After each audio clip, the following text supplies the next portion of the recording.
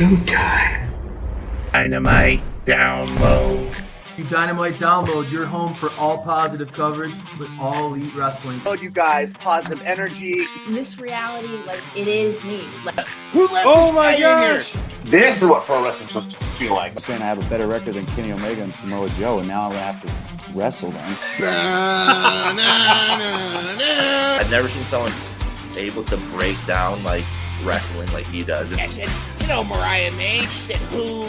Because I'm so driven, and I'm so moved to like what I want to do. The versus Brian Keith match. It's awesome. Oh, it's so cool. You got like these previous dudes. Oldest ride, longest line. I was like deep diving into like cults. My real story does connect with a lot of people. I never say never about anything. Yeah. Back to do an interview with those guys. You know why? Because they spread positivity about AEW. Welcome to Dynamite Download. Woo!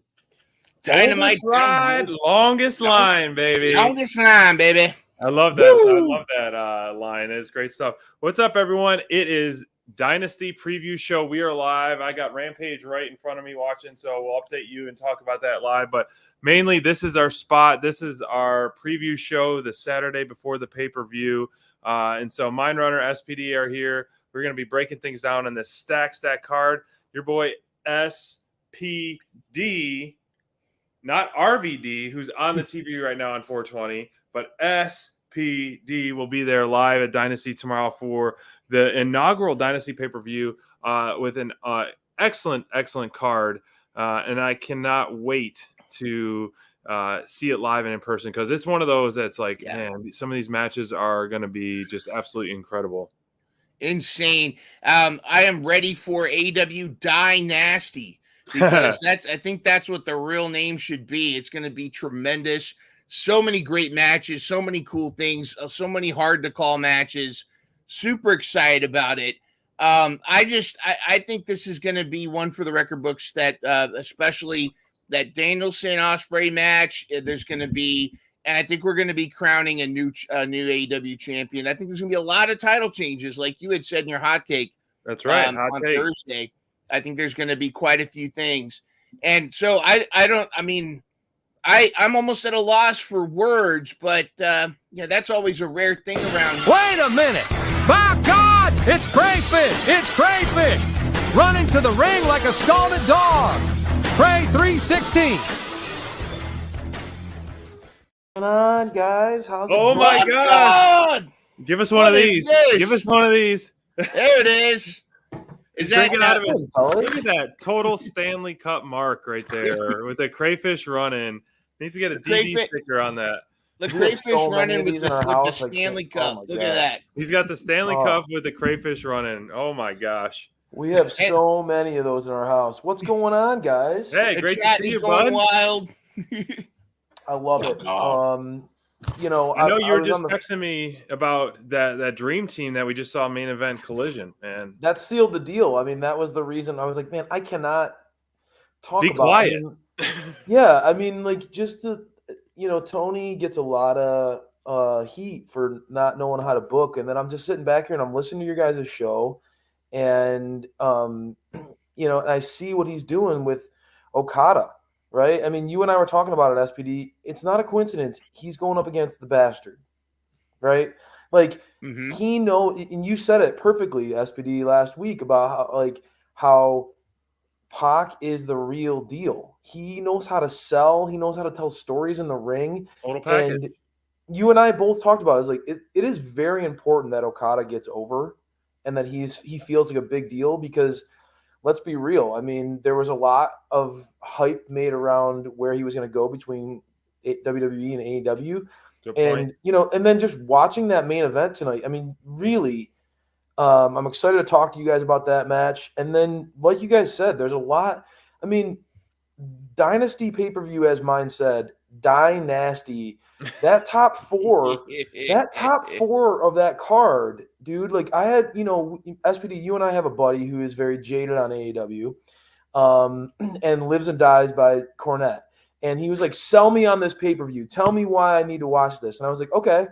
So you have Swerve going against Samoa Joe. Which will be the first match we talk about once we world get world heavyweight title on the line, where Swerve most likely, as you said, SPD, titles are going to change hands. Swerve's, it could be his title reign. Then you have Danielson versus Will Ospreay, right? You have the Young Bucks versus FTR in a ladder match for the tag titles. And then you have Pac and Okada. I mean, though that top 4 is as good as any event that you will ever see. I mean, that blows my mind. And tonight was a great segue into that. Being able to see FTR and Pac team up, SPD, that was like, okay, I'm going to join these guys. If you guys will have me on the show, that's my dream team. And the fact that we're going to see those guys in action against the Elite at the pay-per-view, it's going to be a blast, man. That's going to be a hell of a show. So look at this card. Good episode. Look at that. Card. And I saw it online, and I think you might have saw it too, Mind Runner, but someone posted how this is a pillarless card, and the amount of talent that is still not on this card, and they put on, to me, to date, I mean, I've mentioned it, and I've said it for weeks. I'm like, just the 2 or 3 matches that were early announced, I was like, that's it. That's all I need. I don't need anything else. But then you throw in 9 more matches, and it just literally just sweetens the pot, like the best, your Last Supper. You could cut this card in half. It's still worth the price of admission. You could cut this, especially the top. But I'm going to run through some names for you. I want you to see. You check to see if they're on this card. Hangman Adam Page, Kenny Omega, Adam Cole. Not on the list. MJF, not on the list. They didn't make Guevara. the list. Not on the list. Jack Perry, not on the card. Wardlow. I don't know. That's DMD, Wardlow, Jamie Hayter. Where's John Moxley? No Moxley. Claudio. Claudio. There's a lot of talent. Daniel Garcia. He'll be on the show. Trust me, Tony will find a way to put his ass on the show. He'll replace Matt Sydal. So, I mean, you talk about the names that were not on the card versus what's on the card now. Like, that's almost 2 separate shows that you could do. Oh, my. For you, Crayfish. There he is. My God. Oh, it's awful. Oh, no. Look at the placement. That Tony, man, my God. Jeez. All right, I gotta say, I don't want to be a sourpuss. Go ahead. Our bingo cards. I know a lot of you guys with our we have a live update on our draft. Exactly, Brent. So a live update as we are speaking now. So this was the standings as of non-collision, but as I speak to this now, while we're watching Rampage, Mind Runner is still in the lead with that late finish with Pac getting the victory. So Mind Runner is sitting at a solid 20. Crayfish bumps up to second place, sitting at staying in second place at 19. FTD is still in third place with 17. SPD's got 16. But we'll see if the UK can pull off a victory. Then it's going to be a tie for second place there tonight on Rampage. So a lot's happening. As we mentioned, the bingo card is a lot at stake. Not only do you get the solo victory points, but for the overall bingo card champion is a +3 as well. So a lot's at stake this weekend. It's going to be crazy. And it's still going on. We still have the Rampage kicking on. Who knows what could happen? It's anybody's game, anybody's ball game. And then after that, we're going to have our pick 3, our bonus 3. And we've decided after talking with the leftover taker, I think did we get a majority vote? We didn't do a majority vote on that. We're going to do that's what I'm saying. We're going to do a majority vote on whether or not, I think we all agree we're going to let last place pick first, right? Right. Are we cool with that? Yeah. But the proposal is you're going to get to pick your all 3 at once. So whoever gets first pick gets to pick 3 at once. Here's the philosophy behind that. I'm just going to explain why. And again, it's majority rules. The people at the very bottom are going to need more than just one superstar to get them back in the game. So think about that for a minute. They're going to need more than one. The 4 of us at the top, it's pretty we're tight doing right really now, well. I mean, the top is pretty tight right now. Right now, you got two a columns. Snake draft seems to be the most common type of scenario. Well, right? that in normal situations, in a snake regular draft seems to starting be the- off draft, I agree. Right. But this That's is how I this would- is to make our bottom four more competitive with us. Yeah, we'll throw it out as a I'll vote. let you guys As decide it's team, a but my vote. vote's So no. there's 8 of us. We need to have a 5 out of 8 unanimous vote for either snake, normal snake, or a snake 3 at a time. It's very charitable of you, Mind. Yes. And you're quite a nice guy, but Switzerland. he's Look, being a sweetheart. I think Well, I'm not you being. go I wouldn't with, say sweetheart there, buddy. Listen here, Jerky. No, but I get I'm it. trying to make it more competitive. No, You know, I think it actually it's going to make it a lot more fun. I mean, it sounds like somebody's pretty competitive nervous at the top. Well, it's pretty I think competitive somebody's at the top. being nervous and doesn't think he can take the heat if we added some. If we let this happen. Yeah, he's going to I be think right now the way I'm not worried. I think SPD's going to right now the way I see things are shaping up, and I just looked at our rosters again. I think SPD's going to clean up at the pay-per-view. Hopefully, could be. We'll see. The way his team shapes up, the way I don't know, but hey man, it's a vote, so maybe majority rules for you and in the proposal. I just my vote's snake. It's draft. interesting. It's It definitely would. simple. It would definitely add another element to it. I mean, either way, adding 3 people to your team is going to change a lot of things. But let's start talking about Dynasty because it's a stack card. And as we mentioned on Dynamite Download on Thursday, that we're going to kick things off big, the main event, because we didn't get too much time to talk about the promo work that both these guys did on the Dynamite. I'm reading a lot of things online and just kind of looking back at this. In the build, I want to ask you guys, Mind Runner, how do you think the build to this match has been for this payoff that we're going to have tomorrow? I think this has been tremendous, especially the way things left with that jump, that almost superhero landing that he did when he took out the security team and just stood there like John Wick staring down. And you got to give it to Joe's reactions, because Joe is really selling that he could really lose. Like, he's really selling that this could be a problem for him. And I love the growth that we've seen Swerve mold into who he is now.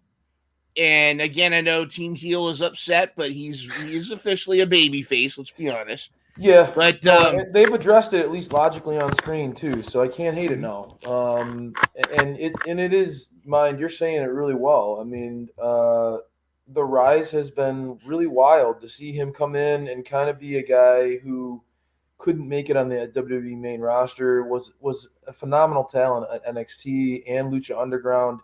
And then to come in here and really be a tag team guy with Keith Lee and SPD, I loved Swerve and Keith Lee together. I thought that was a great tag. They were tag champs. You won me over with them. I think some of like that Joe's promo where he was like, Swerve failed over and over again, maybe stung a little bit, but I mean, it also, you got to remember, Swerve is a resilient guy and he has a lot of gold to his track record, pales in comparison to Joe. And given what Joe, and so Joe does go into this with some confidence, but as you said, Mind, I think the biggest moment of this whole thing was when Swerve signed the contract with his blood. Oh gosh, that was a pretty wild. I mean, you said it really well, Mind. There are so many moments, great visual guys. I didn't know you guys were going to throw this up. I have to give credit to someone else. This wasn't ours, but whoever posted it, thank you. We'll put it in the chat there. But this is a great visual. That's why I wanted to talk about the build. Sorry to interrupt. Go on. But no. That's exactly what I was going to say, guys. Was like there are multiple moments where there are things that really stand out where you're like wow. And the signing the contract in blood was one. And Mind, as you said, I mean, jumping off the top, the way that was executed was perfect by Swerve. Few people could do it that well. I think that the only question I have, guys, when I look at this build is, Mind, you said Joe is selling it like he could lose at Dynasty. Mm-hmm. SPD said he thinks a lot of titles are going to change hands. is this where Swerve wins the World Heavyweight Championship? And if it is, then yeah, like, do you guys think that this build was knowing that he's going to win the title? How do you guys feel about that? I guess first question, absolutely. Do you think he's going to win at Dynasty, you think? And then if so, what does that mean in the terms of the build between Joe and Swerve to you guys? I think it's been tremendous. I mean, the build has gone was at prior to Revolution too. Let's be honest. With the Hangman match. This has been going on for some time. And part of the build was that, Swerve didn't get a fair shot against Samoa Joe one-on-one. So, I mean, this has been a build for some time. Plus, you got to look to the future, too. This is going to give Swerve plenty of time with the strap to build to be where we're wondering, is he going to lose at All In Wembley when he takes on, let's be honest, who are we going to book against? Whose house? It may be Swerve's house, but it's going to be Will Ospreay's country, bruv. Right. And I think if we book Will Ospreay versus Swerve for the title, and that's long enough. That gives Swerve a defense at Double or Nothing, Forbidden Door. You've got all those fight for the fallen of the Fightful, Battle of the Belts 48. Yeah, well, he certainly won't lose the belt on that. He won't. The hell will freeze over before another title changes on Battle of the Belts. Yeah, exactly. But yeah, that's what I think. No, you said it really well, man. I mean, the build starting. You're right. I'll let you get back. The build has been tremendous, and look at that. Yeah. I mean, that's been tremendous, and I think it's going to be. It's time. I think they're going to miss out if they don't drop if Swerve doesn't walk out as champion this time. He's hot, and he's smoking hot. And I think this is going to be the opportunity where he walks away as champion. Let him build up. Let him go through some opponents. Swerve when he drives. I can't wait to swerve with the whole crowd when he gets gold. Yes. And confetti is going everywhere. You will love that confetti, man. I'm gonna bring buckets full of home for you guys, and just gonna next show I'm gonna throw it up and say this is from Dynasty confetti for Swerve's house because I'm such a confetti mark. However, real quick, confetti mark. I gotta share something with you. We tested this out during our live stream for Mission Pro. But if you're in the chat, we now have the super chats activated. And if you want, send us a super chat for a super chat party. Super chat party!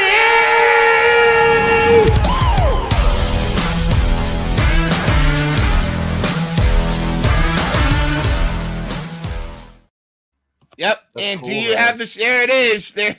Are you wearing them? No, but I shined them up nice and pretty for tomorrow.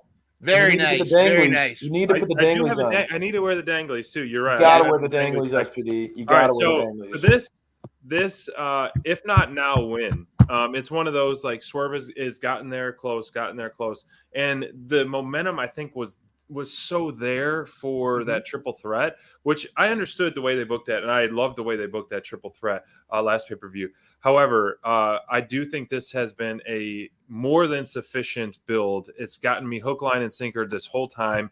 I'm ready for Swerve's house. Now, that being said, Joe, as we all know and we all agree, is a fantastic performer, fantastic professional wrestler, fantastic champ.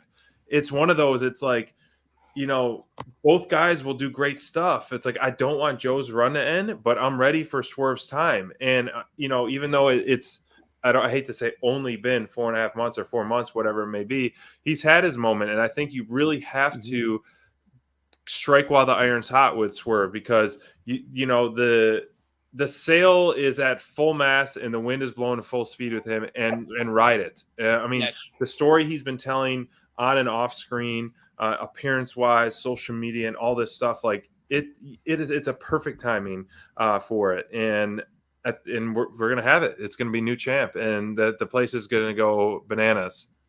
Hold that thought, SBD. Brent in the chat. With a super chat party.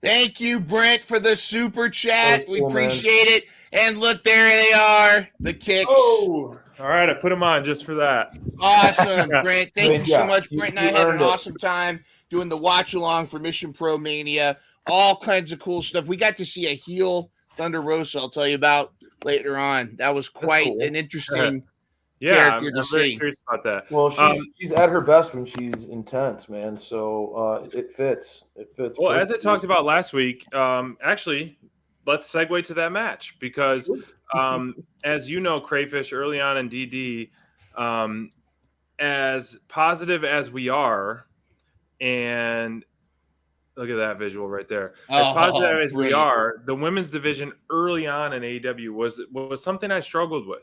I struggled with a lot, and then when Thunder Rosa came on the scene, I was like, okay, this is someone who is aggressive, whoops people's asses, and is a lot of fun. And her character is just like this really cool, unique difference to the roster, and that's what really pushed me into the mainstream women's division. And then the feud with DMD really just was like, okay, yep, sold. Not close the book, but it's like SPD's all in. There's no more questioning what's happening. And now the depth of the women's division is fantastic. Tony Storm's promo tonight was pretty funny as well. And really just is like, to me, I hate to even say this. Like I haven't booked my bingo card yet. We have a deadline, but once the show starts, all things are locked. But I keep flip-flopping with both women's matches because of like these promos that are being thrown back and forth at each other. But Thunder Rosa, it's another one of those to me, like with Swerve, like if not now, when at the moment, because I mean, the play in words, double or nothing, is an easy thing to kind of have a rematch, to run it back with any match, because just the play on words, which is the next pay-per-view in 5 weeks. So that's my only reserve on some of these. It's like, shoot, you could rebook it and just continue that feud for another 5 weeks, which is not bad for certain scenarios. This could be one of them for double or nothing, but other ones where I feel like you can't do another double or nothing with Swerve and Joe because you've already visited that multiple times. Like this has got to be it. How much more meat is on the bones? With this, I think there is more meat on the bones.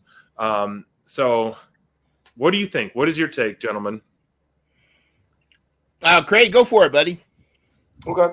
Yeah, I mean, I think one of the things that I come away with is when Mind was talking about Tony on the show, he really said like she had a resurgence, and that she's really, what I see here, SPD, is kind of, to elaborate on what you're saying, is I've always liked the women's division in AEW, and in the earlier days had its charm, but these two represent a great example of like the women's division is at its best when there's like multiple reliable dance partners. You know what I mean? Yeah. Like it now when you look at like when AEW, when you think about at its core the women's division, there are multiple women now who we know can be reliable dance partners. Thunder, Tony.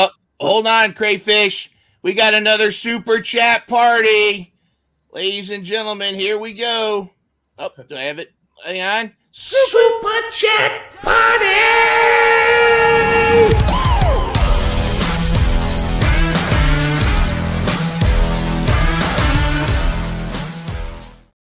All right. Super chat. Another super. Thank you, babe. Full tilt Deb with the super chat. You're absolutely right. Craig, we need to get you some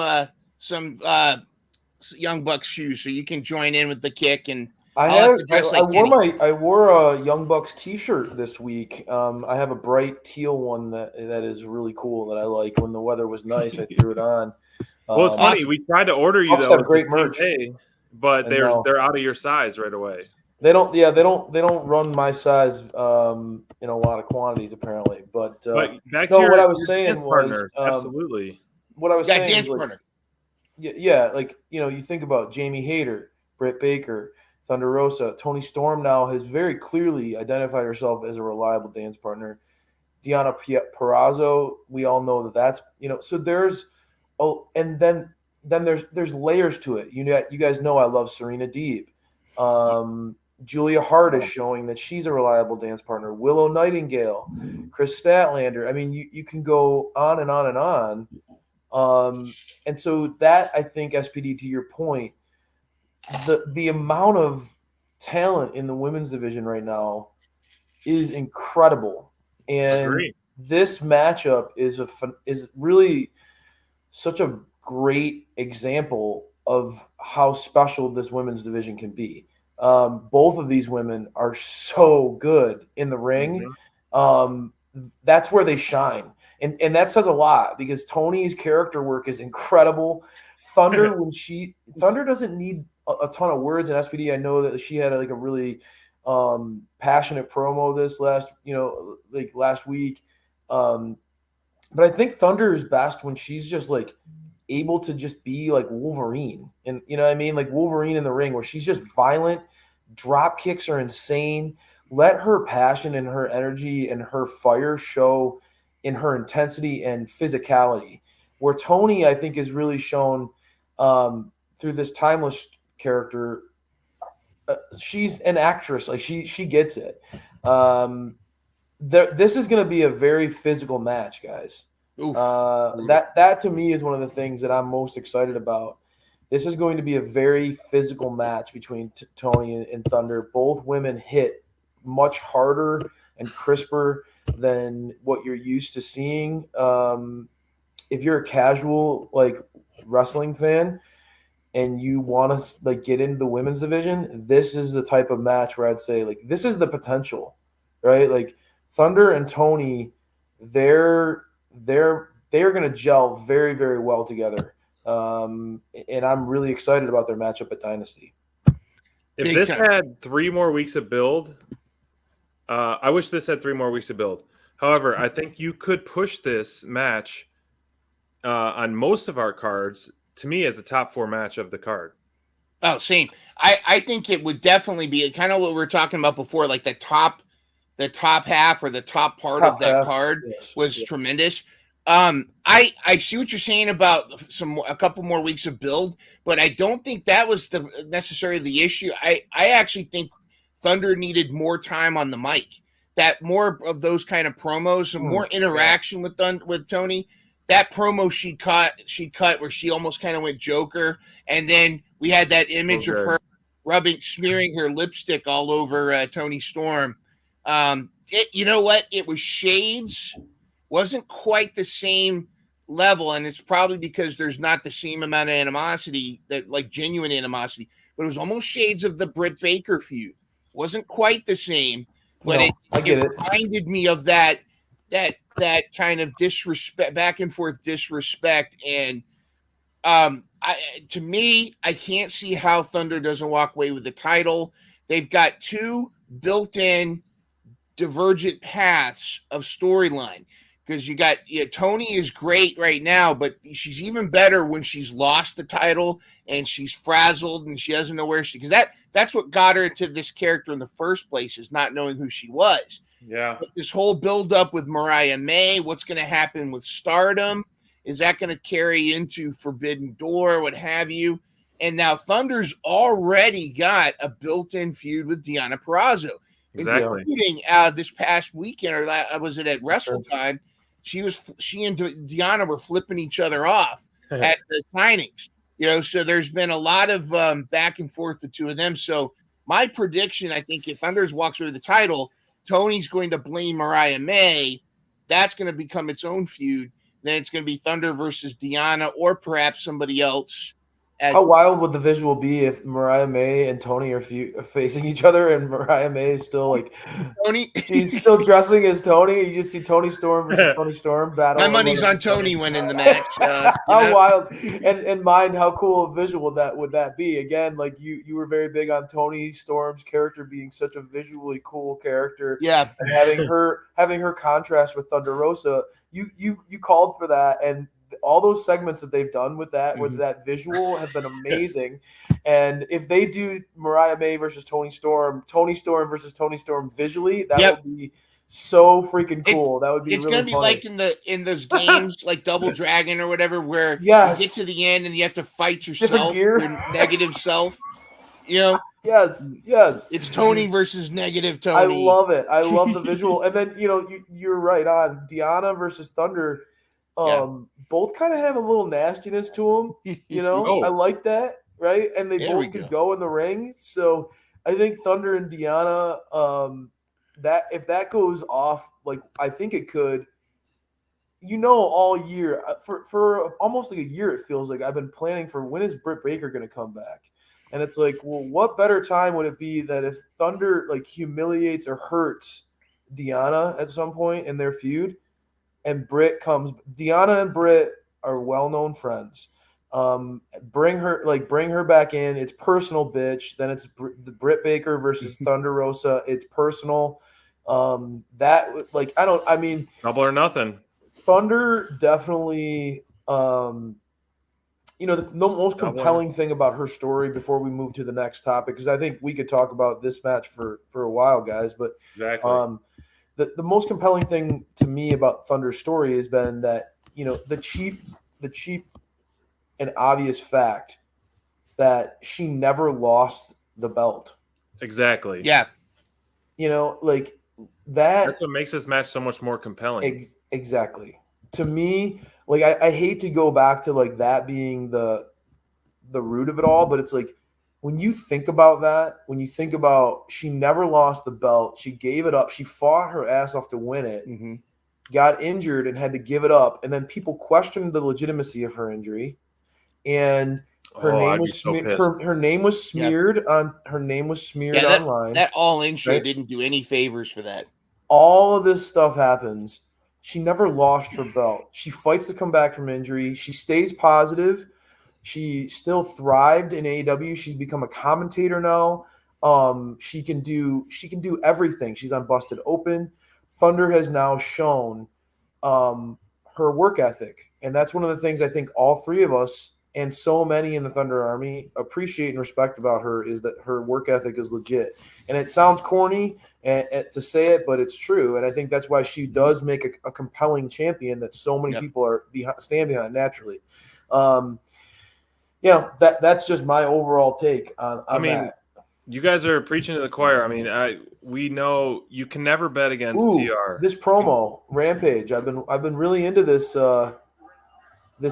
As you guys know, Parker and Ruby.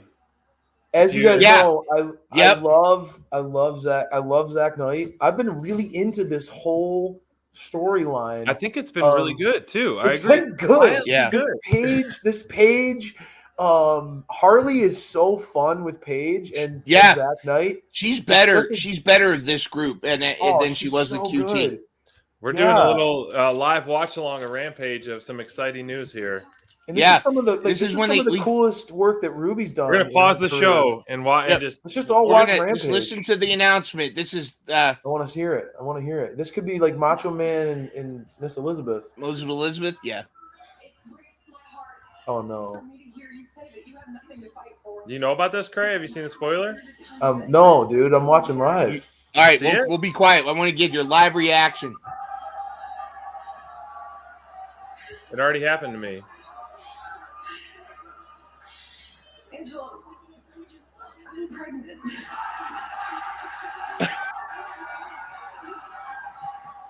That's awesome. Love a good baby story. Watch what he does. Watch what he says.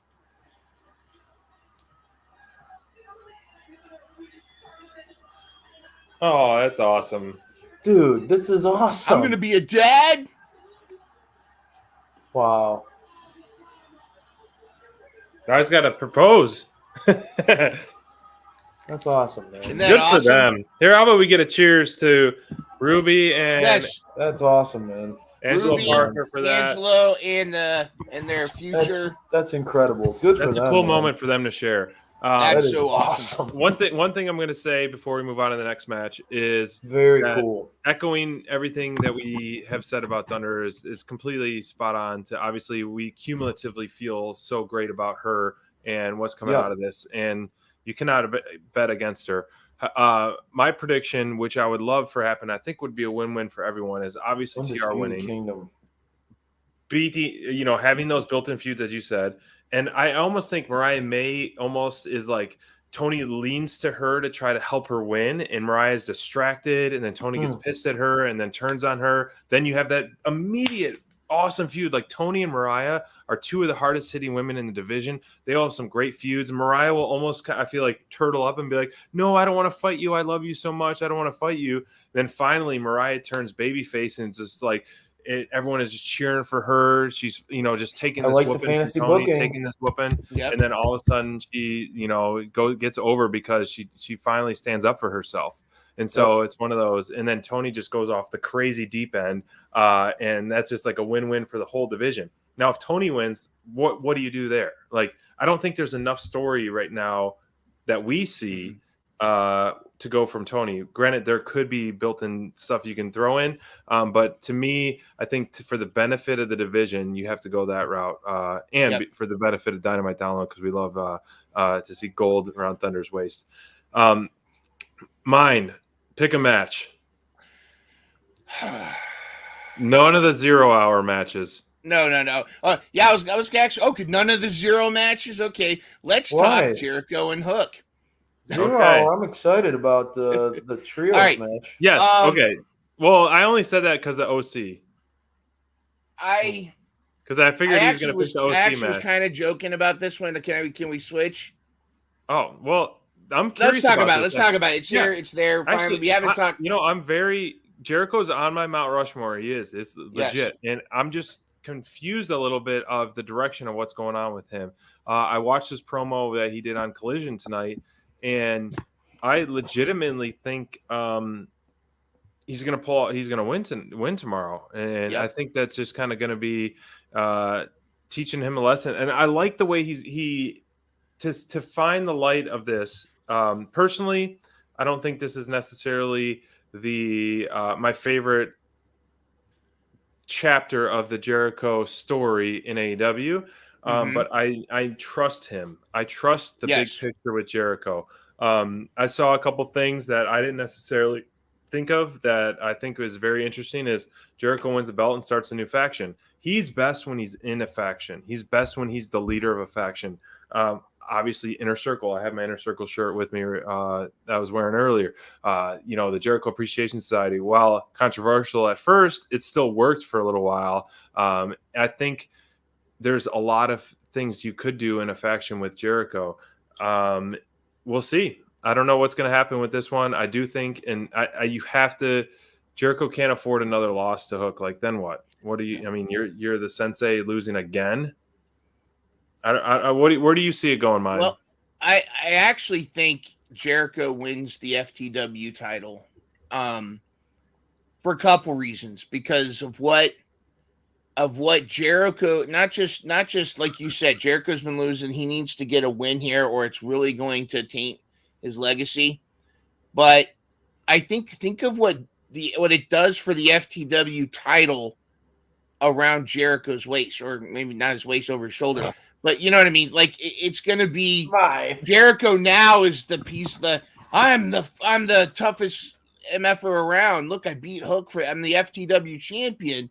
And he can really steer into a good heel character. Not only he's no longer the Ocho, he could be the Nueve. Now there's so many directions he could do. He can walk around and elevate the FTW title, or he could pull a Medusa and say, I just wanted to prove a point. This title is crap, and throw it in the garbage. Awesome. If he's leaning, he has to go full heel tomorrow. Yes. I mean, he's smart enough, obviously, to hear what's going on with the crowd.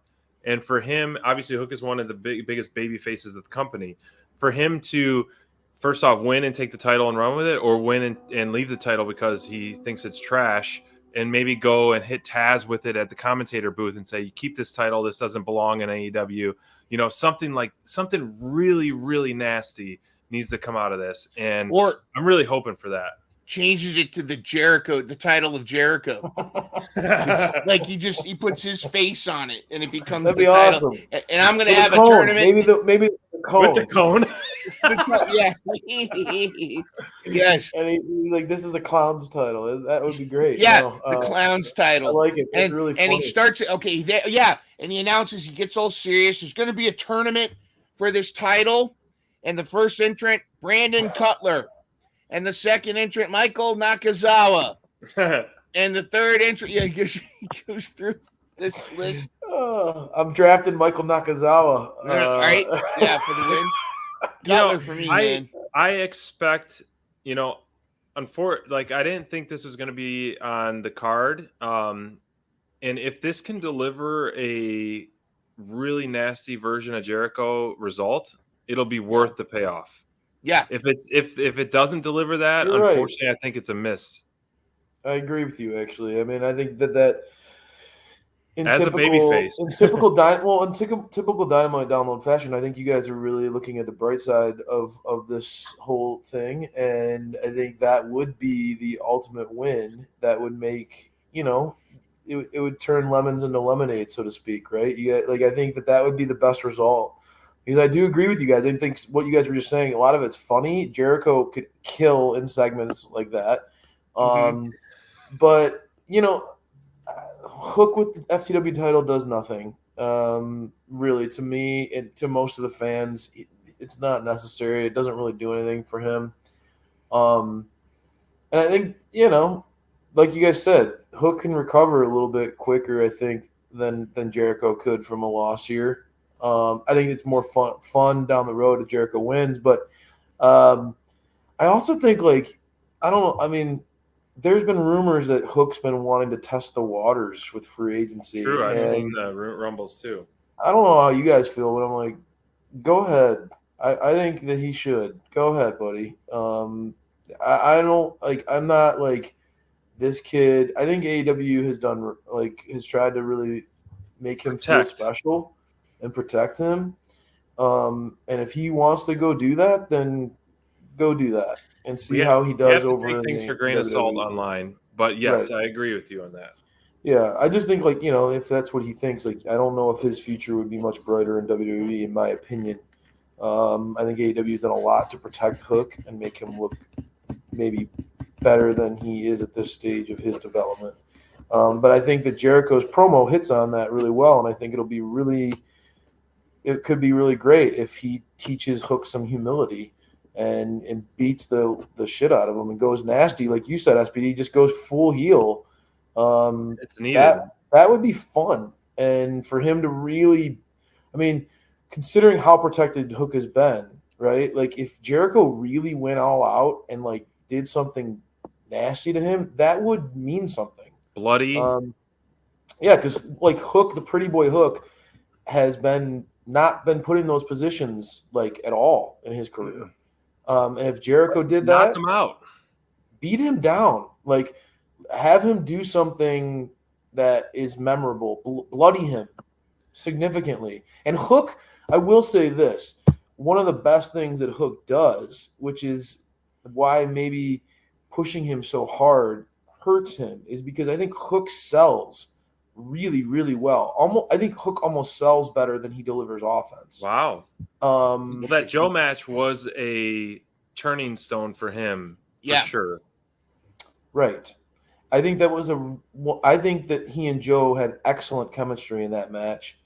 And I think if this was that style of match, and I think if Jericho does something at the end that we all remember and wins, even though I have Hook on my team, I think Jericho, I'm with you guys. I think Jericho should win and go full heel and really beat down Hook at the end, and leaving it, there's a lot of interesting things that could happen out of that scenario playing out at Dynasty. It's a weird thing to say, but I think Hook taking a loss will benefit him more than actually help him. You're right. Yep. I agree. You're right. Yeah.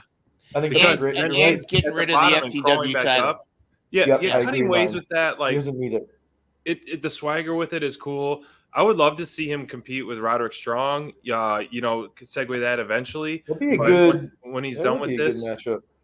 When he's done with this, and then the Continental Classic, that belt would be more ideal for him at the moment, given the landscape. But as we're talking about this, I'm actually more and more excited about this match for the potential. If it plays out that way, of a wow moment. You really, if you play your cards right, this could be a wow moment of the night that's unexpected. I agree. Yep. I agree. Whew, man. You guys, I mean, honestly, you threw that one up there as a joke, and I think that was some pretty damn good conversation about Jericho versus Hook. I mean, probably better than anywhere else you're going to get online. That was pretty damn good, guys, and it sets the table. SPD in mind, it sets the table. Like Jericho could be fun again. And that is AEW is great when Jericho's fun. I like that. You know, I agree. We could really be turning a negative into a positive, guys. I really like it. I totally agree with you. Hook could be better. Him going against Roderick Strong, their styles would go great together. And Hook trying to learn some like the humility thing, that would be fun. Okay, so that was your pick. My pick is going to be just because I want to hear SPD's take so bad. I want to hear his take on the Young Bucks versus FTR in a ladder match for the tag team titles. This is another one of those where the match itself is worth the price of admission. Adding a ladder stipulation to it, which to me is my favorite gimmick match of any gimmick matches. I love a ladder match. And someone like the Young Bucks in a ladder match, after reading their book and seeing them in ladder matches, it's like they thrive. This is all about them at the moment. FTR, just fists, no flips, but they have been known to do some high spots. However, like a ladder match it's just, it's so brutal. It's painful to watch. It's so fun to watch. But it's no secret. These two teams have some of the best chemistry in AEW. I mean, two of the greatest tag teams in AEW by far. It's not even close. And this is one of those that could and should main event any pay-per-view, especially with the stipulations. I am going Team Young Bucks because it's so bizarre to me that I'm so wanting more heel stuff. I'm wanting more heel stuff, even though I'm the resident babyface. Yep. But when you're so good at heel, it's like you're not really a heel. You're killing it. You're just like entertaining. You're fun. It's like I'm not booing the Young Bucks. I'm cheering for them, but in a bad way. They're corny. I know.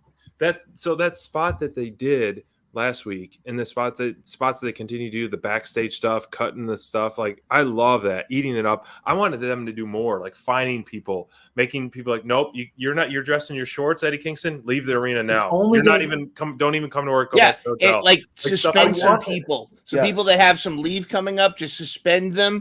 So they get to a break. Yeah. That's a great point.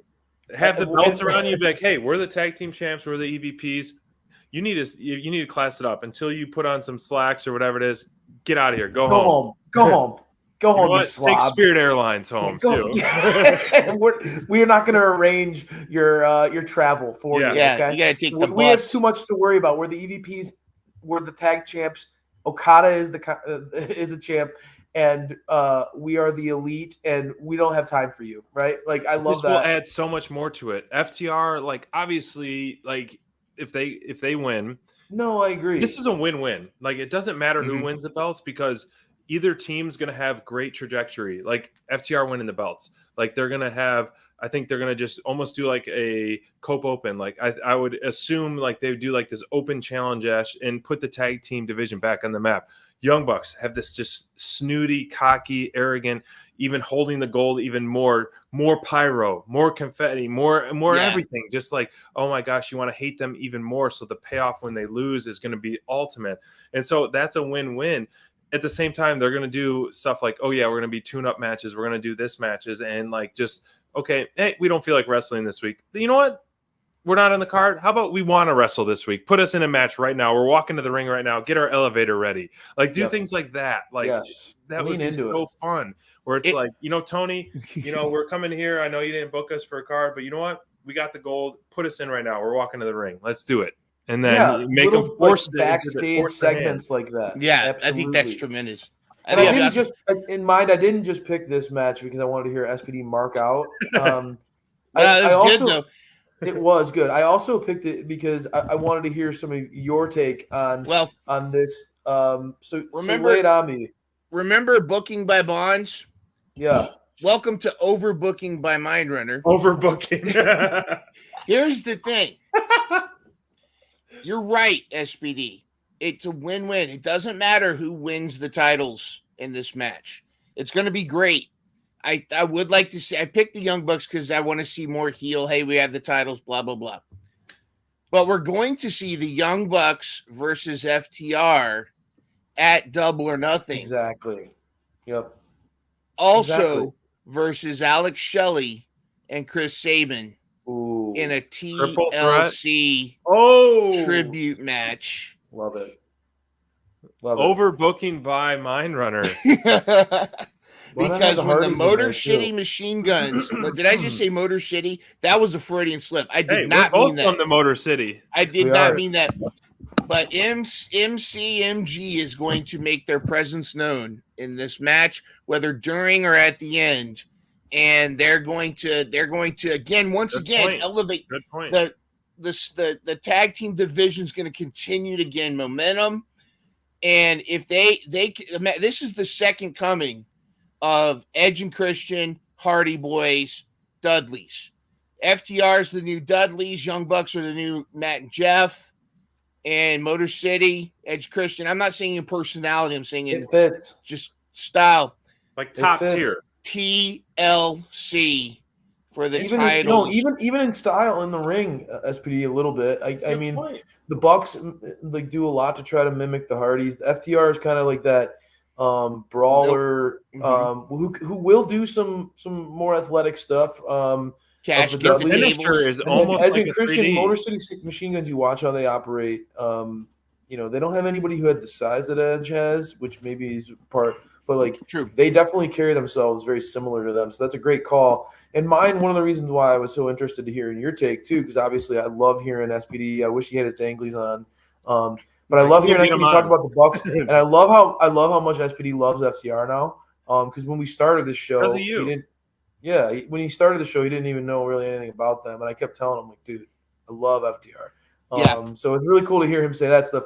But I like hearing you talk about this so enthusiastically and talk about the future of this division so exciting, like with so much excitement, because it was recently where you kind of said, man, I think AEW is really letting this division fall through the cracks. Yeah. And I think they really need to spend some time building it up. And they've shown the ability to do that on a lot of different divisions. Like the women's division, you got to rehaul. And I feel like they view this kind of cyclically. Like there's only so much TV time. So sometimes the tag titles have to fall into the background so the women can rise up.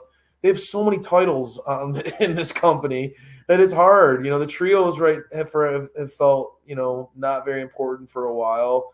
It does feel like they're kind of getting slapped in the face for not even being on the main card at Dynasty, but there's only so much TV time for everybody. And so I do think that this represents, I think like you guys just said, this really represents AEW recognizing, all right, the tag titles are going to get a lot of TV time going forward. And I think that the perfect way to do that is, like you guys just outlined, they're going against this rivalry. What's so great is that their chemistry, these two teams work together as anyone could ever hope, right? Like this is a real rivalry that has lasted years, and I hope it lasts for a long time going forward. I hope that we get to see these two teams continue to battle into the late 2020s. I really want to see that 7 series like until they both retire. I want them to be like the arch enemies. The best of 7. Let's do it. Yeah. I truthfully think like you said, SPD, they're going to make an effort, a concerted effort to do what Mind was asking for. Bring these titles back onto the show, make them feel important again, start building teams up. You throw these belts on the Bucks, and they're walking around with those titles, with Okada having a championship. They're going to just naturally make those belts feel like they're more integrated onto the show. And then I personally, as a diehard FTR fan, even though they've been champs over and over and over and over again, one of the best things about them is they're great at the chase too. They're great champs, but they are so good at the chase. They play the underdog so well. That's Mhm. like in Dax's DNA. He's the I guy fight that- like an 8-year-old girl. Yeah, his promos. I mean, I love Cash, and Cash is a good partner. He when he gets on the mic, he does a decent job. But he's always the first one to start because as soon as Dax grabs the mic, here it comes. I mean, he's not like there's Moxley, MJF, a few others, but Dax is up there as far as promos. He can really get going. Can I drop in some breaking news? AEW adjacent news really quickly, just so you know. As you know, Matt Hardy is no longer officially with AEW. Well, tonight, Matt Hardy was a surprise debut on TNA. Really? At their Rebellion, he showed up as Broken Matt Hardy. He's back with the Broken Matt Hardy gimmick. So it's going to be interesting. Do you think that's a better place for him? Do you think he was struggling to make use of himself in AEW towards the end there? I mean, he was. You want me to answer or SPD? Either one of you. Still booked a lot, but I mean, change of scenery for him has historically shown a resurgence in his career. So yeah, good for him. I'm happy for him. I think he's been the steady, and I think it's kind of been he's been put in a tough spot, almost in a big brother role, and you having to do big brother things, and with Jeff and his struggles. So whether it be vouching for him, I mean this in a respectful way, babysitting him, and things like that. So good for him. It's a deep roster, and obviously it would have been cool or still cool if you saw Hardys versus Ed and Christian one day. But I think we've seen that, and everyone else has been doing some fantastic stuff. But interesting. Thank you for the breaking news. Yeah. Great. You think he's it's a better spot? Well, my mind kind of went to the same place that SPD's did, but I wasn't going to say it as nicely as he did. So I think that SPD did a great job. Thank you. Yeah, my mind right away went to I think Matt he had some great success earlier on. The stuff with Sammy was scary, and he proved to be a great company guy. And I always said all along, I think that Matt offers more to an organization behind the scenes right now than he does on screen per se. Not to say that he can't do things on screen, but I do think that Matt should embrace that. I think he can make a huge impact at a company like TNA if they allow him to try to dabble in creative or producing. I think he'd be a really great asset. He could learn a lot there. But my mind immediately went to, I think that like AEW, Tony was ready to push the Hardys. When Jeff came on board, it was very clear. Tony was making a big deal about the Hardy Boys, and Jeff screwed it up. And there's no cute, like easy way to say that. He screwed it up really bad for his brother, and it's not the first time, but those two, when they're together and everything's going great, they are awesome at what they do, and they had some serious. I think Tony, when you go back and you really live those moments when Jeff Hardy came back, Tony made a big deal about Jeff Hardy's debut, guys. And I think that they would have been AEW Tag Team Champions if Jeff didn't do make some of the mistakes that he made. So hopefully this is a fresh start for Matt. I have a feeling in the back of my mind that Jeff will end up back there soon too. So we'll see what happens, man. I think it might be actually better for Matt if he's there alone for a little while. But we'll see. I'm happy for Broken Matt because that gimmick is awesome. Awesome. Yes. Please give him the spotlight to shine, especially at this stage of his career. He posted a picture about him getting in awesome shape too. So yeah, all positives on that front. For sure. All right, all right, SPD. Obviously, what match am I going to pick? Danielson. Right? Yeah, I mean, come on. I mean, this is one of my favorites to one of my new favorites, and Osprey. The passing of the baton right here, bro. Man, I'm gonna need a moment. I wish I can go outside and get some fresh air after this match when I see it live, because they should have a cool down match after this. They really should. They should just say, "Hey, we're having an intermission." You know, just do like an intermission. Does this match start off the show? That would be sweet. It's so hard. Every time I look at a card, I'm like, how would I book a card? And I'm never right. Like, no, this would be nuts to start. This needs to be the co-main event. I feel like you could start off with the Young Bucks. If you put it too close to, if you put it too close to the Swerve versus Samoa Joe, the crowd could get burnt out, man. This match is going to be it's like card placement is booking a pay-per-view is with matches is just as important as card placement. So before we talk about that match, like, I'm curious, guys, because I'm as we grow older and I say smarter wrestling fans, you know, you think about things like that, like flow of the show. So how would you book the first match and the last two? The main event's got to be Swerve and Samoa Joe. Yes, for sure. I think you, and you got it. The Bucks and FTR got to be in the middle. I almost think that Thunder and Tony need to be in the later half. Put the Julia and Willow earlier. I mean, I'm just looking at it. You kind of got to start the Copeland match. You kind of got to start. I mean, you could start with Pac Okada. What did they do tonight on Collision? And it got an awesome start to the show. The Copeland, the rated R chicken bums. Yeah. I don't rated know, R man. Chicken bums could kick the show off, and you know, I feel like they're going to win. I mean, this could go both ways because both teams are strong, but you have Edge's theme song gets huge people hyped pops to kick the show off, and then you have three huge baby faces just to get the crowd going. Heat them up, and then you can throw in the Okada match to keep the flow going. Then you throw in the Roderick Strong, then the Julia Hart match, then Jericho. Like, I don't know what you do before the main event because it's such a deep top.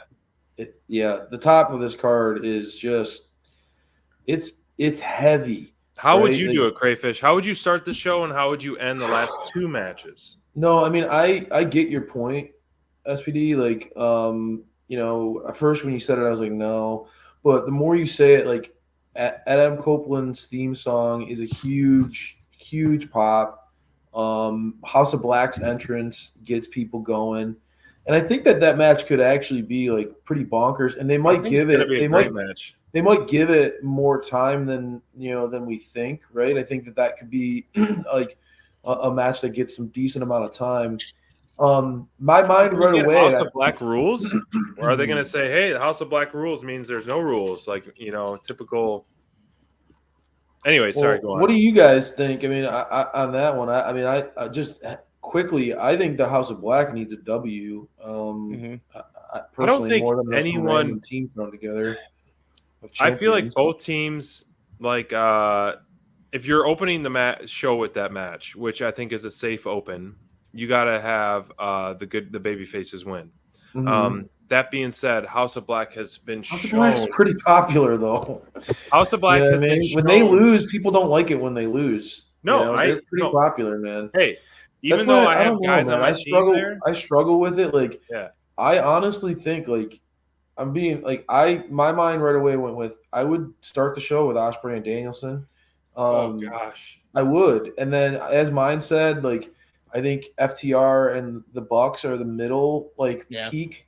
So you kind of weave, right? You start with Danielson and Ospreay, then you go to a match, you know, that might be not as, like, crowd intense, or you take it up one more notch to start the show, right? You do that, and then you do, you know, Pac versus Okada, or you do, like, you got to do something big, right? After that. But I think that, like, you make the center of the show, the star of the center of the show, the tag match, and then you weave back up to the main event, which is Swerve Yep. versus Joe. And I personally think that like the match that should go before that is Thunder Rosa versus Tony Storm. I think that you put the two world heavyweight the two world titles at the top of the card. Good point. Make them feel important. You know, I think that's the way a proper card should be built, in my opinion, is you give respect to the world champions of both divisions. I think that Tony and Thunder could more than carry their own at that kind of spot of the show. Like, you know, and I think that it's a nice match where like Thunder and Tony is going to be a lot of fun, but it's not like the same insane, like, oh my God moments that a ladder match would have, or like, you know, Ospreay versus Danielson is I feel like is going to be a long, very I think the fans are going to be very, very engaged in Ospreay versus Danielson. Uh-huh. So I think that like with Thunder versus Tony, those two can get their story across quickly, efficiently, physically in the ring, and it shows proper respect to both world champions. That's where my head's at. So that's how the top of the card I would be is like that. There's no way Ospreay and Danielson opened the card because that was the first match ever announced for the pay-per-view. Thank you, Brian. What if people are late to the show and whatever it may be, logistics like that? You want people to tune in and stay tuning in. For those who are wrestling, they have 0 hour before the show. What are you talking about? But also, you have people. Nobody's going to want to miss RJ City and Renee. That's Paquette. gripping stuff.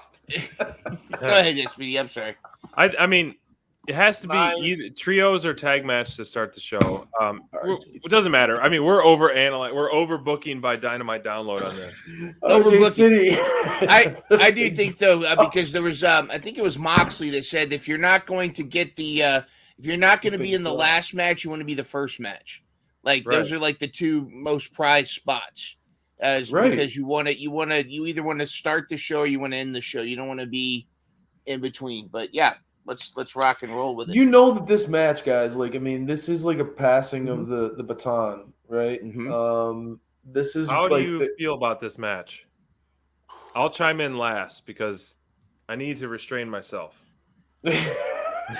Well, yeah, get a towel. Get a towel. I'm gonna take a quick cold shower. Clean yourself up. Yeah. Afterwards. Well, if I could just jump in, I'll be quick. No, you're good. Man. I just think that you don't like Danielson very much. The only thing here, I mean, I don't dislike Danielson. I think, in fact, I think Will Ospreay. I don't dislike him. In fact, and I like the guy behind the scenes, but I think this is more where Will Ospreay's positives will outweigh any negatives in this match. Will Ospreay can have a match with the Invisible Man and make it incredible. You're right, it's a passing of the torch, passing baton. Yeah. My only thing is this is that they have a lot of work to make up for competing with the Will Ospreay versus Claudio match we saw on Dynamite, which was incredible. And I think if they could at least achieve that level of intensity, this could be match of the night. But this is also Will Ospreay deserves to be celebrated. And we got to start the road to Will Ospreay, what they're going to do with him at All In, and I think it should be him and Swerve. Yeah, I mean, I think that this is not to be hyperbolic, but I mean, this is like kind of like one of those dream matchup kind of scenarios where you have like a man who of Danielson's track record, right? The road that he's paved, the matches that this man has had, going against a guy like Ospreay, who's, to me, like, this dude is as legit as it gets when it comes to overall international superstar that AEW has on their entire roster. Like, this is a company that has brought people over from Japan, Mexico. I mean, you name it. They have brought people from all over the world to compete on their roster. And I mean, and you know, SPD, I think the world of like Mercedes Monet, I think the world of the Bastard. There are I mean, there are so many people on this roster that I respect. But when I think about like international superstar that could be the guy in pro wrestling and elevate AEW as a brand. And right now, you know, Lord knows we all hear plenty of chatter about how well WWE is doing and the star power that that company has. This is a guy who I think, like you said, SPD, when Will Ospreay's on the show, you want to be there. You don't want to just see it on TV. You want to be there. Like he is that kind of performer in the ring. Right. There are a few guys who do what he does all around that I am as impressed with, and his upside is insane. Like it's wild to believe that he's only going to keep getting better from here. That's the more insane. exposure he has, on, you know, American United States cable television. You know, when he has this type of a platform for him to continue to hone his skills, dude, Ospreay's ceiling is insane. So I think it's going to be an absolute launching point for Ospreay, as mine said, towards the guy status in AEW. And I think, you know, Danielson's farewell tour, this is a tip of the cap saying, you know, basically I was Will Ospreay of the last 20 years, and Will Ospreay is going to be the Will Ospreay of the next 20, you know, like basically that kind of handoff. And I think Danielson's going to be very physical in this match. Ospreay has not had this kind of test physically, personally. Just like, all right, you know how Bryan Danielson can be like, he can try to really like put on excruciating pain in his matches, and I think this is going to be one of those where you're going to be wincing at points where Danielson's his kicks are going to be violent in this Danielson, I mean, he is one of my favorite of all time because of his passion, his heart, his drive, right, his offense, his total package. You know, right. If you're talking in ring like of all time, that's a whole different category. But what packages Danielson, that what I love so much is things that you're saying and things like that, and what you're saying, mine, like, you know, in and out of the ring, that contributes to what I like so much about a person and a wrestler and a character. Ospreay, man, there is no one that can touch him in the ring, in my opinion, right now. No one. The guy is so. I mean, when I talk about the Bastard, I talk about the Bastard pack. Like I'm like, you know how much I speak so highly of him in the ring. Ospreay's does this types of stuff that he like. The Black Arrow to me is such a more impressive like move than Ospreay's elbow. Agree. Black Arrow is one of the best. Black Arrow is insane, but Ospreay does the like stuff like the Black Arrow. I mean, he is a freak. Sorry, mine. Go ahead. No, all right, Crayda. I think it's time for us to get our splash guard, because I think it's now time to get officially get SBD's take on this match. So let's make sure like we're going to see Gallagher smash watermelons. We need to get ready for. Yeah, let me go get a tarp. Yeah, there we go. I think you guys have glasses on. SPD, what do you think about this match? Good thing we have glasses on. That's funny. As soon as this match was announced, I knew, you know, just, you know, broken record. I was like, this is it. This could be the whole pay-per-view and I'll be happy, because I think like the chemistry here is going to be off the charts. So I have extremely high expectations for both this match, extremely high. And historically, both guys have delivered time and time again and exceeded all my expectations. So this one, especially, I have very, very high expectations. It's going to be the hardest match to follow on the card, period, by far. It's going to be so hard to follow. So TK needs to do a good job to protect the talent who's behind them. And I'm afraid it's going to be someone like the Julia Hart Willow match, or whatever it may be. But this should just be blank canvas, and he's just like, tell the story. Give me the best match of your lives, and this is the time to shine. And I think this is one of those that they've built. I almost want more build. Like as much as I love a ultimate payoff, I almost wanted more build. As mine and I talked on this week's episode, I almost wish they had another one of those measuring stick matches, with the Shibata, them trading Shibata wins, and be like, oh no, I can do it better. I can beat him better. I can beat him quicker, whatever it may be. So I almost wish they were doing that kind of measuring stick, and the Bullet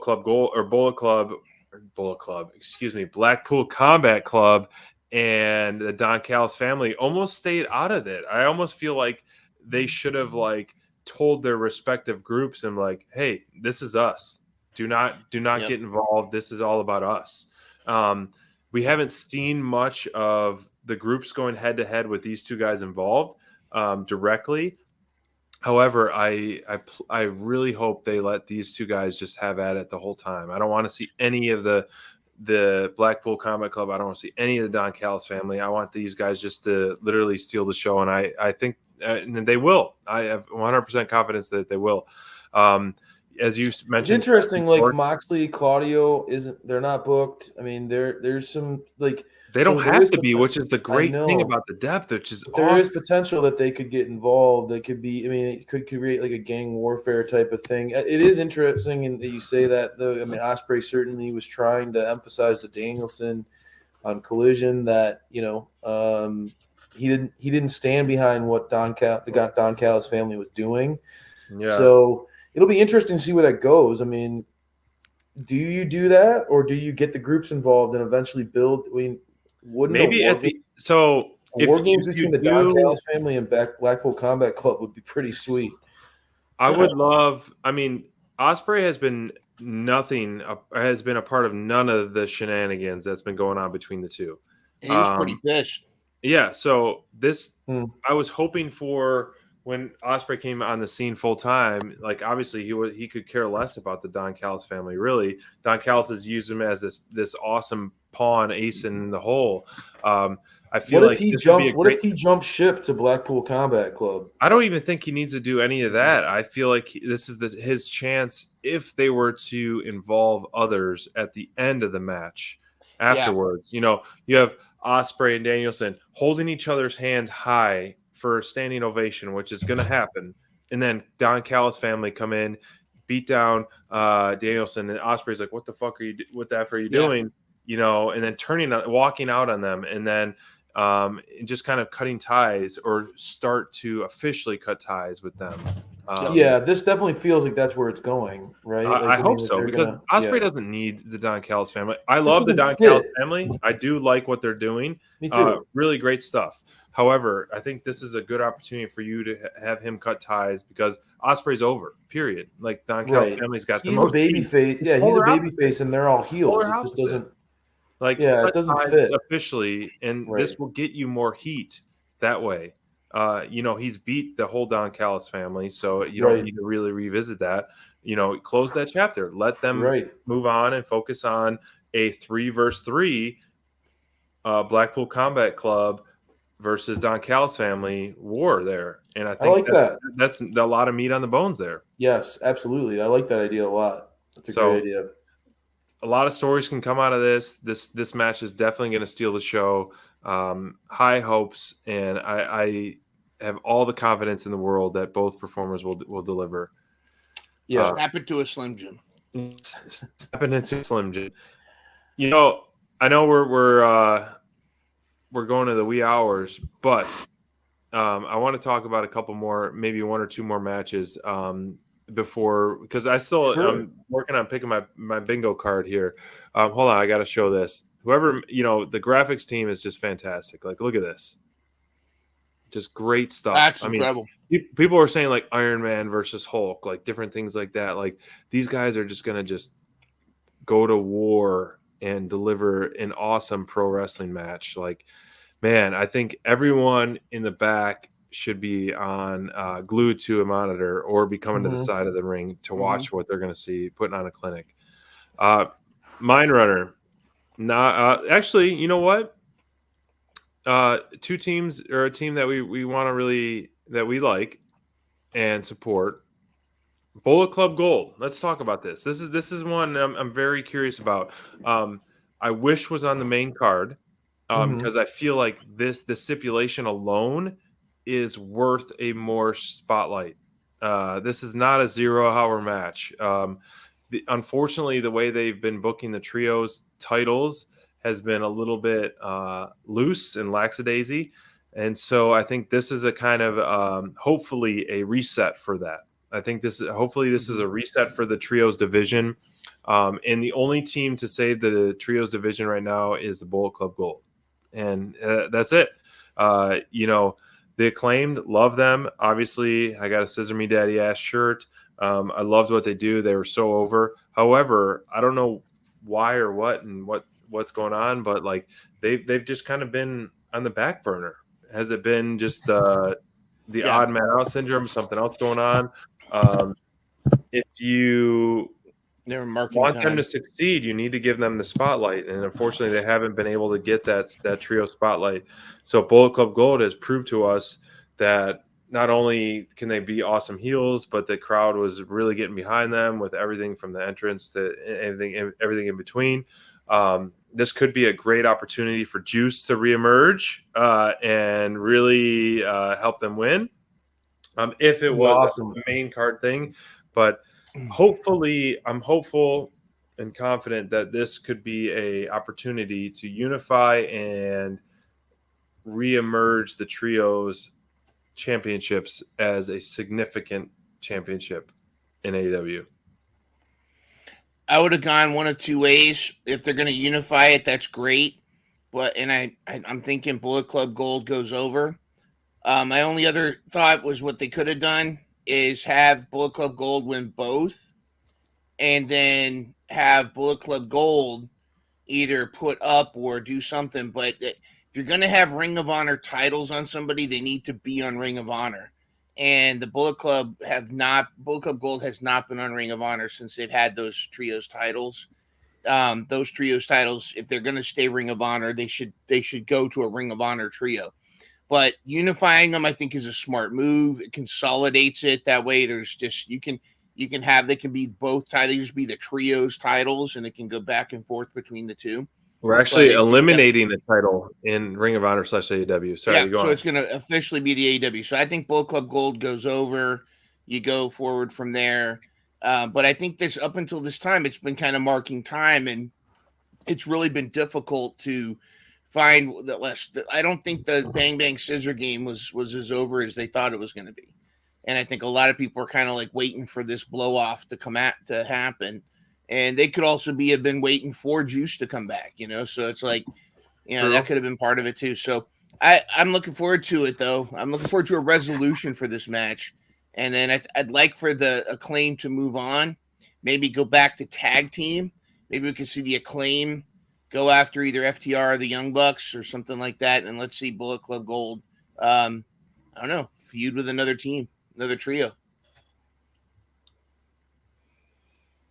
Yeah, I mean, yeah,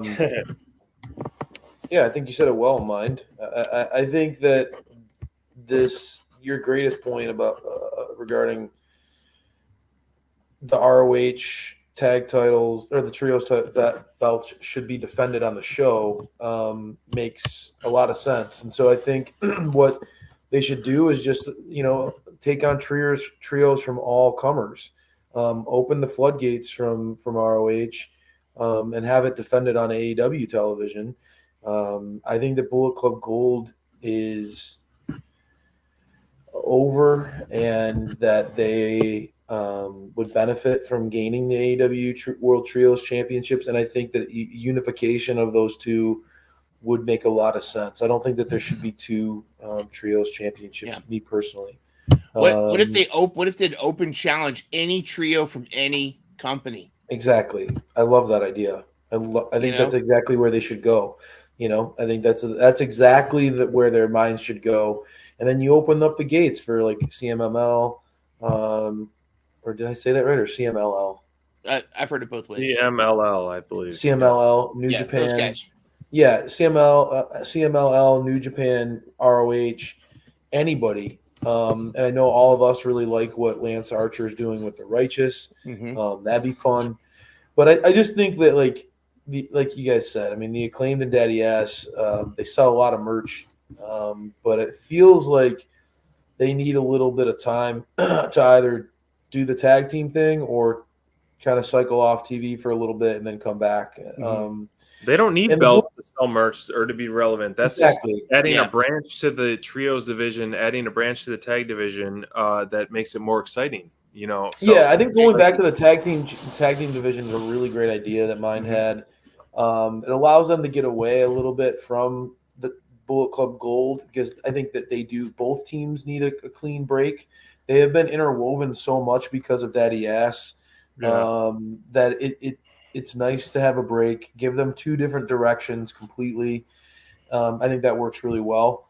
And I mean, you guys know it's no secret. I want Bullet Club Gold. Selfishly, I want them to get more. I want them to be taken more seriously. I guess what I'm seeing happen with Undisputed Kingdom, AEW really needs like a strong heel faction. I like it better when it's got a strong heel faction, like you and I talked about the Inner Circle, the Elite. Pinnacle. Bullet Club Gold, I like their style, man. And when Juice comes back, I think that they're going to go back all in on those guys again. I know a lot of people are complaining. These about guys are what's so going on with fun and Switchblade. so good, and it's hard to boo them. Yeah, but that's when you have well, Jay they're all White. super talented. Yeah, I think Jay that's one of White the biggest is a good things. one that makes you want to boo. But it's like Juice and the Guns that are like so fun. It's like I want to cheer for them, even though if they're like telling me to F you. But when Jay White gets on there, there's nothing you want to cheer for him. He's like true heel, true and true. But he has a lot of fans, man. He's kind of like AEW Seth Rollins. Like Seth can play both. Really, like he can kind of play to the crowd in that regard, and his in-ring work is phenomenal. So yeah, Jay's one of those guys. Even though he's a heel, like he wins a lot of people over just because he's really good at wrestling. He's just really good. So the more opportunities we get to see Switchblade in action, the Guns do their thing, and I think really Mind hit the nail on the head. I think their push should coincide with Juice coming back. I think that, if Juice is ready, Bullet Club Gold is so much better when he's around. He just makes it. He just makes it. So this is the perfect opportunity. Give those guys the belts, have Juice come back, really strap a rocket to them, and let's see how it goes. I think if you're going to start to resurge the trios division, you have to have a special segment on Dynamite where you're getting new belts for one, and we're going to be presenting the new trios unification belts. Love it. Plus the first match, they're going to defend them, 2 for 1. And the Guns would do great in a segment like that, right? Yeah. Where they're unveiling new belts. Those guys, their reactions. WWE just unveiled new belts too. You got to do the whole type of shtick. Do it. Yeah, do it up. Lean into it. I think that's a great idea. I would love to see them unveil new belts that are unify the titles and have them move forward. I like that idea. And then in walks Jinder Mahal with his Maharaj team. Oh my gosh! To challenge him for the trios. I want Jinder Mahal to come in and go against Hook. Really bad. A lot of people I think that would be great. All right. In interest of time, last match I want to talk about is just kidding. Dude, I like Shane Taylor, dude. Don't even Shane Taylor Promotions has been doing some great stuff. However, I think it's important that we talk about this match because, as we mentioned before, 2 superstars in the industry, 2 superstars in AEW, and it's one of those. I think this has to be a benchmark match for Okada in AEW. To me, I think this needs to be a time for him to show the crowd in the world of AEW what he's got. Because yes, going against Eddie and winning the belt was a significant moment. However, you're going against Pac, one of the best in the biz overall total package. everything. We don't need a broken record. So this is one of those where it's like, okay, this is his biggest test in AEW to date, for many reasons. And so I think this is one of the moments where he absolutely has to deliver for us, which, as his history and resume, he will. But I think this is where he gets his chance to really win over those fans who may be on the fence or may not necessarily know what his body of work here in the U.S. will be. And for those who, Pac has been correct me if I'm wrong, I think You're saying like people like you, right? Like, people like me, yes. Right. I don't know. So So I'm speaking on behalf right. of You're Team the voice of the SPD. voiceless. Yeah, Okada's let on my Okada cook, man. Let him cook, right? Let him cook. Give him the time. Pac, you're putting him in there with an absolute professional who will make anybody look good. Side note, I'm happy for the booking of tonight, the way Pac got the pin on Matthew Jackson. I don't remember who it was, but either one. But that's one of the selfless things the EVPs have done for the greater good. Their buddy Pac, who they traveled in Japan with, they gave him his moment tonight on Collision Main Event. So they're not, total sleazy EVPs backstage. They just played up. But this match, I think it is another one of those that could cook and could really impress a lot of people given the time, or if they're given the time, which they should. And I'm waiting to be impressed with this match. I'm high expectations for this match as well. What do you think, man? I can't believe. I hate them putting me in a position where I got to vote against Pac. I just don't see Pac winning this. It's going to be That's such a good point, because we all unanimously think this guy is a world champion material, period. The guy is so good in the ring and presents himself, and he's this awesome promo guy. But what you just said is like having to pick against someone like him. The guy takes too many L's. He's too good to take too many L's. Yeah. I don't know. I think that AEW does a nice job. I mean, and I'm a huge fan of his. I think AEW does a nice job of presenting him as a legit top tier guy.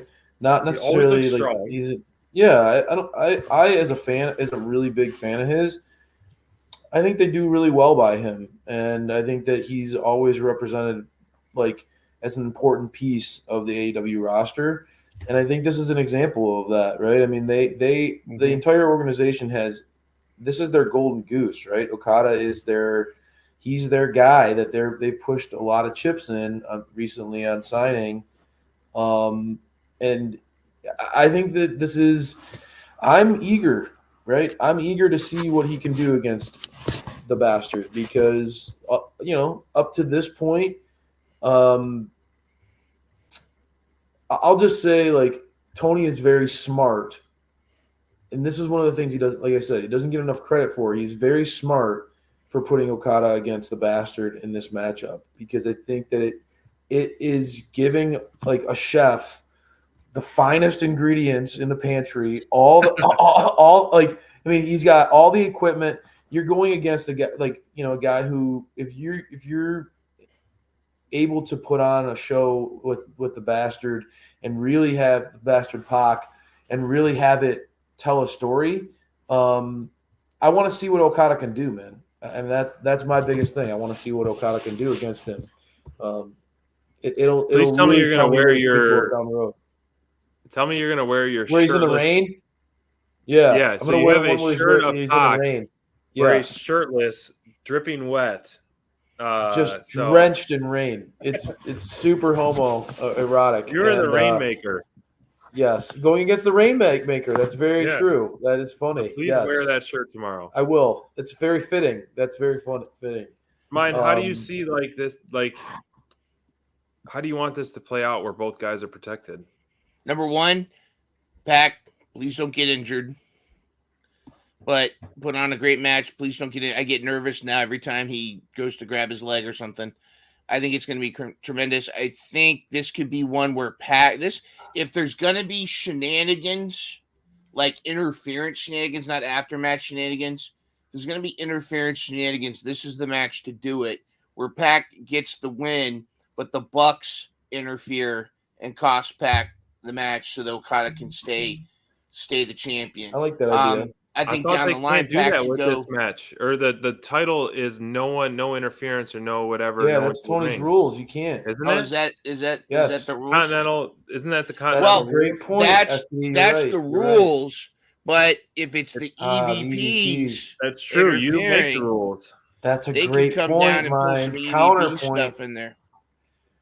That's true. They could do kind of pull like, hey, you can't find me. You know, I'm the EVP. I can't get fined. Right. That's a great point. I make the rules. Because you mean that is, and then that could. I mean, can you imagine if Phoenix came back and then it's the Death Triangle against the Elite? Like, Death Triangle against Bullet Club Gold. Oh, I love it. Even better too. I mean, as any pay-per-view, I always hope for surprises, as there's been hints. There's still a bunch of matches we could talk about, but as I mentioned, as interest of time, I'm curious, you guys, like overall, like what do you? And then we'll resurface this. What do you predict this card as a letter grade is going to be? A+. Okay. Yeah, I mean, I agree. It's in the A range. It's in the A range, man. I mean, you look at the talent on paper right now. Yeah, it's in the A range, man. I know you're a tougher critic. Would you say minus, A, or A+ as of now? I like to leave room for. I'll put an A. Okay, so Put A. an A. Two A Yeah, pluses and an A. That's very high marks from DD right here. I'm excited. Surprises are always a fun thing, and we always like talk about them in our preview shows and like, oh, this person debut or this person's coming back, and it's like, nope, didn't happen last pay-per-view. There's a lot of room for that this one. Do you hold your cards tight and save it for Double or Nothing, or do you really think that this card has been put in the wrestling world on notice, where it's like, for one, you have to strike while the iron's hot for Jack Perry. You have to. Mm-hmm. This just happened last week.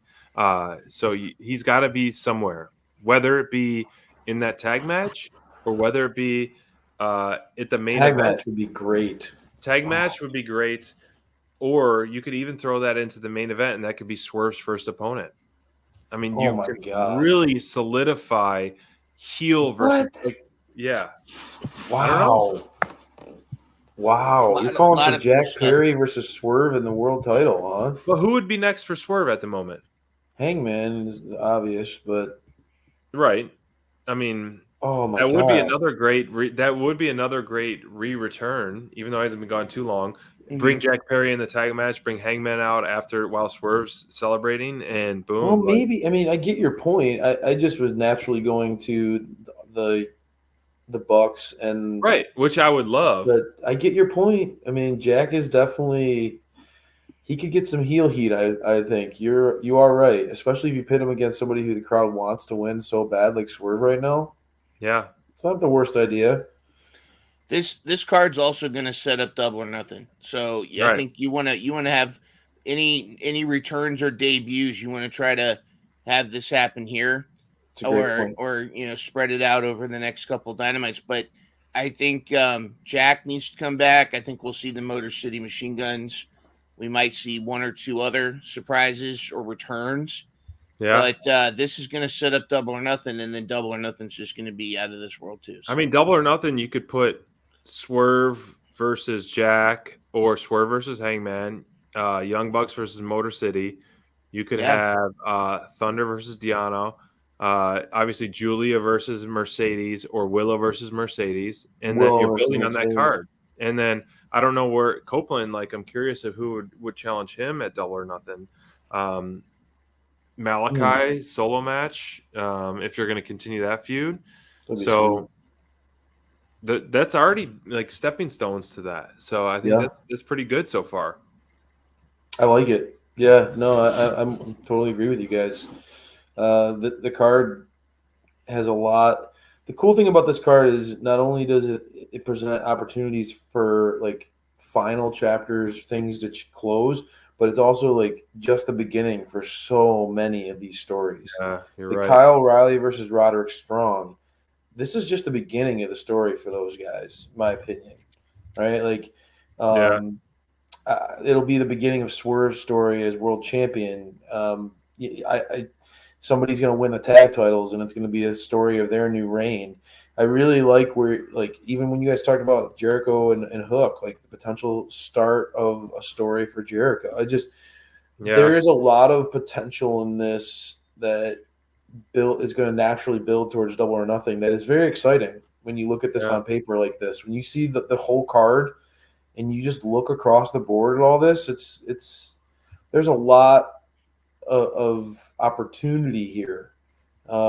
Just exciting as a fan there. There's a lot of people like to talk negatively a lot right now. And when you look at this, it's just like, okay, like this is exciting. And there's so much more down the road that they could build off of this. I think AEW's got a lot to look forward to as we build towards Double or Nothing. Cheers to that. Great. The pay-per-view is going to be great, man. It's going to be a really good pay-per-view. I will. If you weren't listening or didn't see, SPD will be there live tomorrow. So I'm going to do a live stream as I'm walking in on our Instagram. So definitely follow along with that. But we'll touch base tomorrow, everyone. Send us your bingo cards for those of you. We'll post a blank one for you to fill out. And thank you for joining us for this preview show. It was a lot of fun. I mean, so many other matches we didn't talk about, but great stuff. I cannot wait. It's going to be a really good show, man. Yeah, salivating over it. Dynasty. Looking forward to it. It's going to be Dynasty. Sure. Guys, thank you for bearing with us this late night here, and hope you guys all enjoy this great week of wrestling. And thank you guys. You know where to find us. We'll see you at Dynasty.